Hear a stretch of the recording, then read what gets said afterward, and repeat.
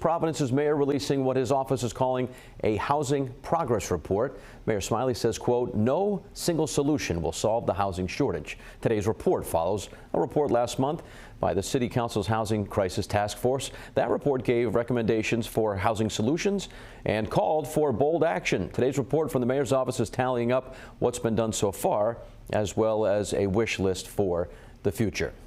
Target 12's Alexander Leslie breaking down today's report and where the housing crisis stands in the city of Providence right now. Alex. Well, Patrick, Mayor Brett Smiley says the city is really focusing on supply. He says in the last fiscal year, Providence has issued nearly 900 housing permits, and to date, nearly 500 of those have been completed. Now, the city says on top of preserving the current housing supply and protecting renters, he says that producing more supply is the answer.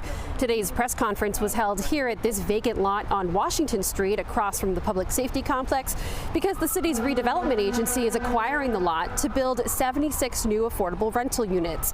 The city says that deal cost $1.7 million. 68 units will be for families earning between 60% and 80% of the average median income, while 8 units will be reserved for people making below 30% AMI. Notably, the city's report had no mention of rent control. As we've reported, the City Council released its own housing report just last month, which said the city should take bold action and consider enacting rent stabilization. But Mayor Brett Smiley says in communities where rent control has passed, it's made the housing crisis worse and not better. In St. Paul, Minnesota, after rent control was enacted, new housing permits fell by 80%, while rents still went up. The policy has had to be rewritten multiple times because it has discouraged construction and investment. Next door in Minneapolis, those which chose to expand housing supply through zoning reforms, we saw slower rent growth and reduced homelessness.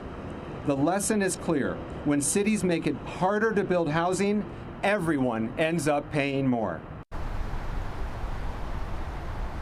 As for this housing project here on Washington Street, the mayor says that the finances are still being finalized, but that the developer hopes to begin preliminary work sometime before the end of this year. For now, reporting live in Providence, I'm Alexandra Leslie, 12 News.